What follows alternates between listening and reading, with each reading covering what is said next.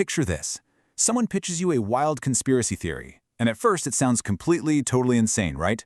But then they start sprinkling in these highly specific, vivid details. They mention secret backdoor meetings, very specific bank transfers, hidden motives that just perfectly match what you already kind of suspect about the world. And before you know it, your defenses just start to drop. Well, today, in this explainer, we're decoding a literal cognitive glitch.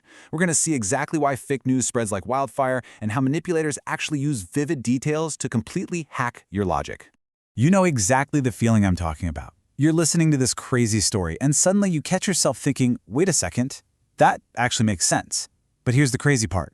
You didn't just get convinced by the facts. Not at all. Your brain was actually just hijacked by a mathematical illusion.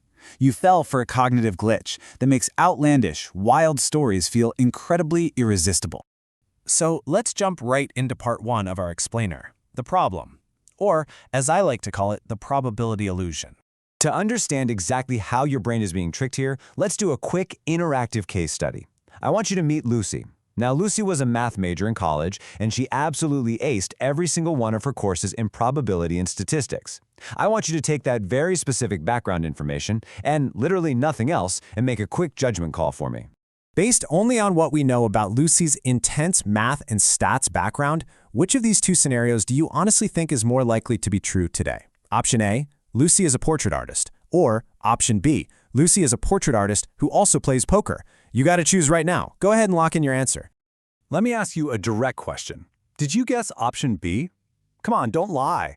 Because when researchers ask people this exact same question, up to 80% of them choose option B. And why wouldn't they? I mean, nothing about being an artist matches our math background, but probability and stats, those are incredibly useful in poker. It just feels right. But if you chose option B, your logic literally just got hacked, because mathematically speaking, option B is flat out the wrong answer. What just happened to you is a well-documented cognitive glitch known as the conjunction fallacy. Let me explain why option A is actually way more likely. Saying Lucy is a portrait artist doesn't make a single claim about what she does with her free time. She might play poker. She might not. Who knows? But option B demands two simultaneous truths. It is only true if she is an artist and she plays poker at the exact same time. In the cold, hard world of logic, a main group will mathematically always be bigger than a subgroup of people doing two specific things at once. Think about it. If you take 1 million math majors, the group that ends up becoming portrait artists might be pretty small, but that group will still always be bigger than the tiny subgroup of portrait artists who also happen to play poker. Anyone in that second group automatically belongs to the first group anyway, but it definitely doesn't work the other way around. And this brings us to a really brutal mathematical reality that we just have to accept. The more conditions there are, the less likely an event becomes. It's really that simple. Every single time you add a new detail, a new requirement, or a new condition to a story, the overall probability of that entire story being completely true drops. Extra details actively destroy the likelihood of an event being true. Let's move on to part 2, the agitation. I call this the plausibility trap.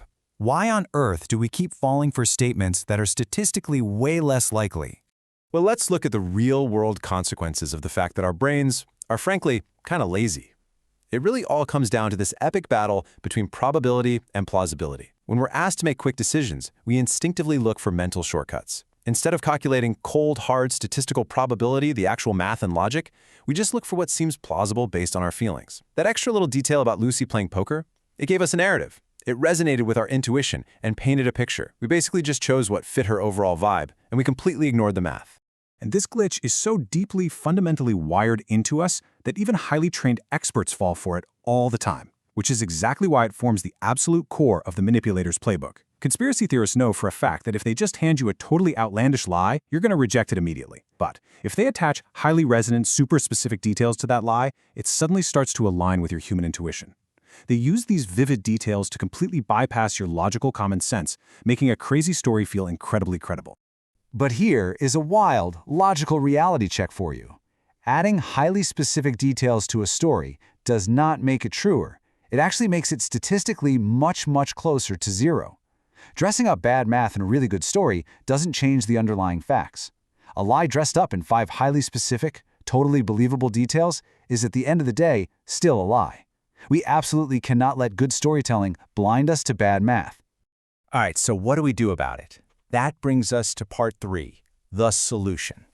We're going to use something called the weakest link framework. So, how do we actually defend ourselves? How do we defeat this fallacy when someone is standing right in front of us trying to spin a web of details in real time?